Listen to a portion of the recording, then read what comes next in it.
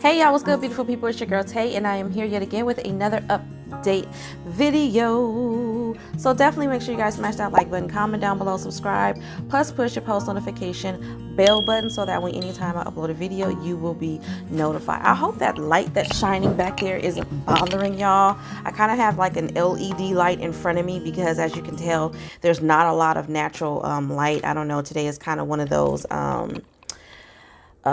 I don't know. It's not as bright outside. The sun I can see is out in certain patches, but it's just not as bright. So it's kind of cloudy outside. That's the word I was looking for. It's kind of cloudy outside. But I wanted to come on and tell you guys a little bit about what's going on in Texas due to the Hurricane Nicholas. So your governor, Greg Abbott, announced that the Texas Health and Human Services Commission, the HHSC, has received federal approval to provide replacement benefits for Supplemental Nutrition Assistance Program, also known as SNAP, for recipients for food lost or destroyed due to Hurricane Nicholas. Texans along the Gulf Coast whose groceries were lost or destroyed by Hurricane Nicholas will not be left without food on the table, and this is coming from your governor. As we continue to work closely with local communities to ensure they have the resources needed to rebuild, these replacement SNAP benefits will help put the Texans in need on the path to recovery. We're hopeful these replacement benefits will give families peace of mind as they replace food lost due to power outages brought on by this hurricane. This is coming from Wayne Salter, who is the HHS Deputy Executive Commissioner for Access and Eligibility Services. So I'm definitely glad that they are helping you guys out there. I wasn't even aware that there was something going on out there. I knew about what was it, Hurricane Ida that was in Louisiana, but I didn't know that you guys were going through that. You know, that's the kind of stuff too that honestly scares me from moving to certain other states, because I know the possibility of certain natural disasters are more prominent in those areas.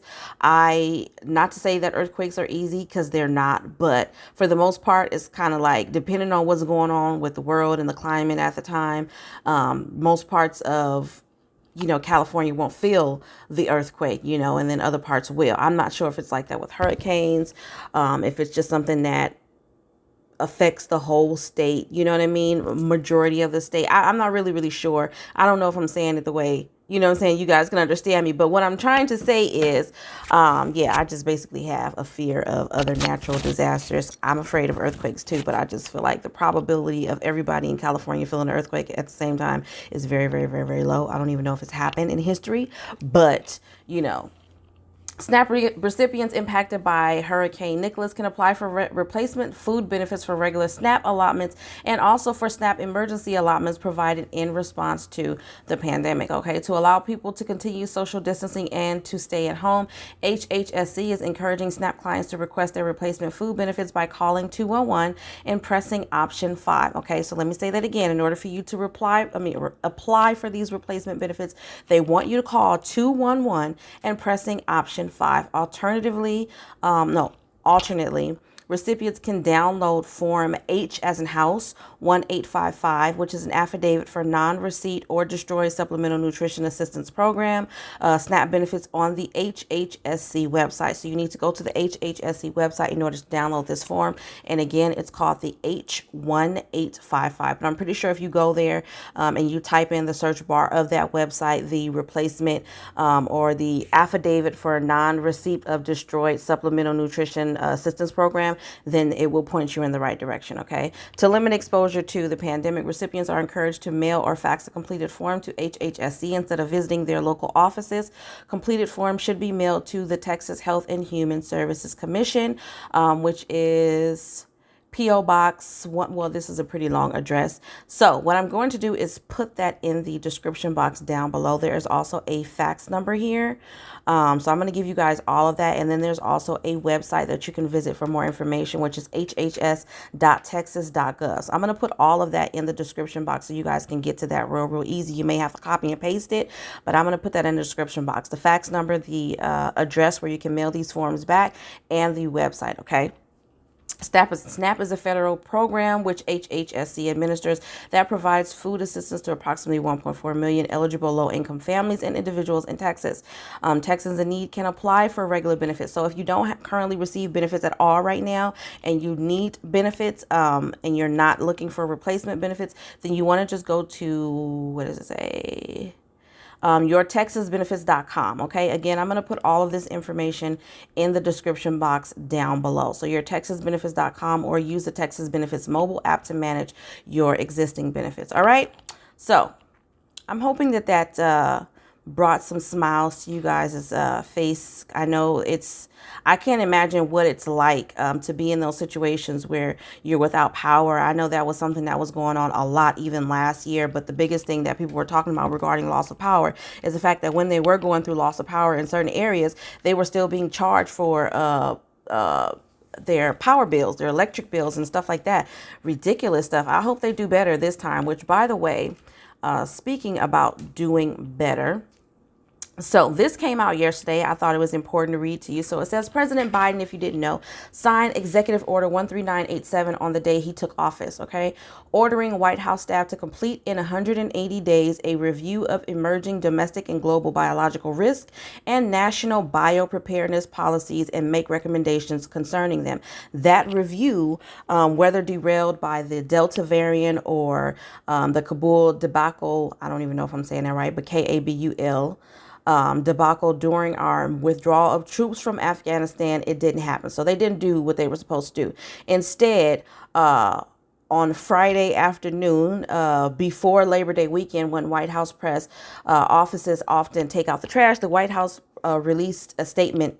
In a report, it says American Pandemic Preparedness, Transforming Our Capabilities. The report announced that the administration is engaged in a whole of government review and update of U.S. national biopreparedness policies. The work will culminate in the release later this year of the administration's strategy on biodefense and pandemic readiness. But it says here, don't hold your breath, which I was basically about to say that myself, because biodefense and pandemic readiness, we were not prepared for any of this at all. It still doesn't look like we're prepared. If things take a terrible turn for the worse, to me, it still doesn't look like we're prepared for anything. Now, I feel like they're all just kind of making this stuff up as they go. Okay. The report is big on new budget needs, $65 billion over 7 to 10 years. Remember, we were talking about this in some of my previous videos, how all of these new plans or infrastructure packages and all this money that he's allocating to certain things, in terms of the Treasury Secretary, I think her name is Janet Yellen. She was saying that this is not something that's going to accumulate a huge amount of debt in a short period of time, but rather this is something that they are going to be doing over a period of time. Okay, so here it says $65 billion over 7 to 10 years, including some $15 billion already pitched to Congress, but short on ideas and analysis. President Biden's executive order approximately stated that the 180-day review and recommended actions shall incorporate lessons from this pandemic, okay? Regarding learning, what is going on? Hold on. Let me read that one more time, y'all. Give me a minute. Okay. President Biden's executive order approximately stated that the 180-day review and recommended actions shall incorporate lessons from the pandemic. Regarding lessons learned from the pandemic, the report declared to the contrary that while there are important lessons to be learned from the pandemic, we must not fall into the trap of preparing for yesterday's war. I don't know what they mean by that. Sounds like a bunch of nonsense.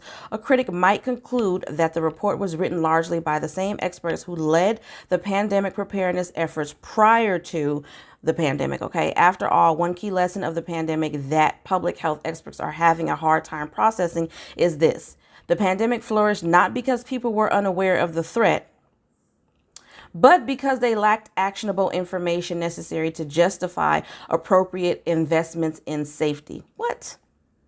Really? Hollywood, of all places, demonstrated this widespread public awareness of public health threats. Okay, so I don't know if they're trying to say, honestly, I'm not sure. Y'all let me know what y'all think of that statement. But they're saying that they're having a hard time processing this, that the pandemic flourished not because people were unaware of the threat, which I get that part, because we were not unaware. We were very much aware of what was going on, but because they lacked actionable information necessary to justify appropriate investments in safety. So what information is necessary? I hope they're not talking about us, because, there's only so much that we can do with limited information that they're not giving us. But at the same time, Are they talking about the people at the White House? Are they talking about the people, at the Capitol, who are responsible for making sure that everybody has been informed and has the information that they need to make certain decisions in their lives to protect themselves and their family? That's what they need to be working on. I don't know if that's the point of this, but that's the direction that they need to be going. It says here again in Hollywood that they demonstrated a widespread of public awareness. Maybe they feel like that's the one thing they didn't do. There wasn't enough widespread of public awareness, and unfortunately a lot of people suffered due to it. It says, but it wasn't just the film industry. 2018 Washington Post story reported that Bill Gates, a vocal advocate and global health philanthropist, had urged former President Trump to prepare for a pandemic that could kill tens of millions.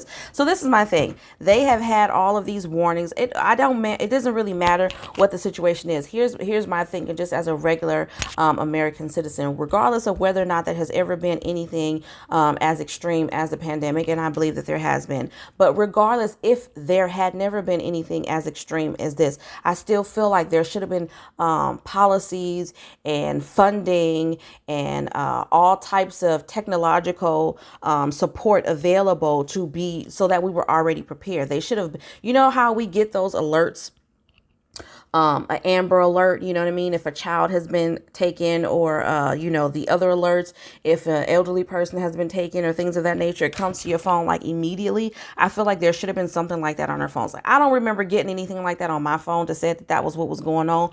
I think the only notification that I remember getting was when they were doing the curfews. And I remember seeing like, what do you call that? Like, notification on my phone basically saying that there's a curfew in effect from this date to this date, from this time to that time. I think that something like that should have been implemented for something like this. Hey, we're in the middle of a pandemic. This is what's going on. Couple of seconds to get people prepared and ready for what's to come. What happened is, I feel like they just threw everything out there on the internet at one time, and it freaked people out. People started going to the store and buying up toilet tissue and sanitizer and stuff like the end of the world was coming. That's not the way to do things. I feel like, if anything, they brought on widespread panic, more so than informing people of what they need to do to be safe. So hopefully they do work on that. The problem is that these warnings and reports from the Centers for Disease Control and Prevention, CDC, and the World Health Organization provided little actionable information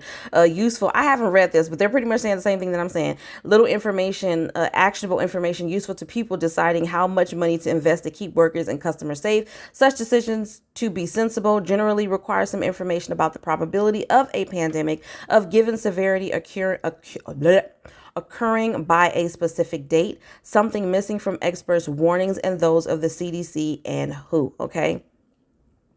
It says, with the Biden's administration's $65 billion proposal from last week, history threatens to repeat itself, failing to incorporate lessons from the pandemic. So they're basically letting us know that they're still not incorporating the lessons that they should have learned from this situation. So that's why I've been telling you guys, and that's why I give you guys this information, because if the government is not going to help keep us prepared, then we have to prepare ourselves. You know what I'm saying? Do whatever that is for your situation. I've done some little things here to make sure that I'm not caught in a situation like I was last year, because like I said, that panic that everyone was experiencing, I think, did more damage than anything. Not to say that the actual virus itself didn't cause a lot of severe damage and stuff to people's lives, but I definitely feel like that panic made it a lot harder for people to cope, especially in the beginning. I was one of those people that went to the grocery store. I think I have some videos out where I was going out looking for food, and it was very, very stressful. Having kids, it's like, oh my God, we're going to be, I'm going to be making bread from scratch in here. But that's another thing that I'm going to say.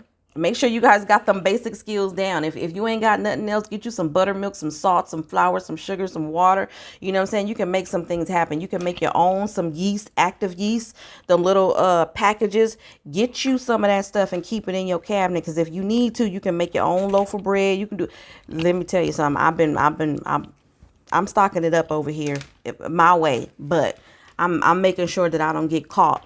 You know what I'm saying? With my pants down, so to speak. But that's it on that, you guys. I just wanted to let you guys know what was going on at the Capitol. I am going to do a really quick check. Let me go through some of you guys' comments, as a matter of fact, just to see. Nothing has changed in terms of emergency SNAP maximum benefits. Oh, I'm sorry about that noise, you guys. I can't control what they're doing. I feel like they be coming over here and doing gardening like every day. Like pick a day. It used to just be on Tuesdays. Now I feel like it's Tuesday, Wednesday, Thursday, Friday, Saturday. Like how many days do you need to cut the grass? It ain't growing that fast. Okay, so for emergency SNAP maximum benefits for the month of September, I don't see anything different, but I'm going to read it off. If you guys need to know the payout dates, please check my video from yesterday because I did go over the payout dates for August for those states who have not paid out yet. I think it was like 2 or 3. And then I also went over the payout information for September. So I'm not going to do that in this video. But as of right now, we have Alabama, California, Colorado, Connecticut, Delaware, DC, Georgia, Guam, Hawaii, Kansas, Kentucky, Indiana, Illinois, Iowa, Maine, Maryland, Massachusetts, Michigan, Mississippi, New Hampshire, New Jersey, New York, North Carolina, Ohio, Oregon, Pennsylvania, Rhode Island, South Carolina, Utah, Vermont, Virginia, Virgin Islands, Washington, West Virginia, Wisconsin, and Wyoming. All right, was there something else that I wanted to tell you guys about from the internet? I'll probably save that for next week. Let me just check. I want to make sure that it's something that's significant. But I think I told you guys everything that I felt like you needed to know as of right now. But you guys know I will be back to my regularly scheduled program on Monday. Don't forget to check out my beauty content. I will be doing a makeup tutorial this weekend. I don't know if it's going to be tomorrow or Sunday, but nonetheless, you guys stay tuned for that. As always, I hope this information was in some way helpful or useful to you guys. You know I absolutely love providing this information for you. Definitely smash that like button. Let YouTube know that you like what I'm doing here. It'll help me stay around. And on that note, I'm going to say live, love, and elevate. And I will definitely see you guys in the next video. Peace, beautiful people.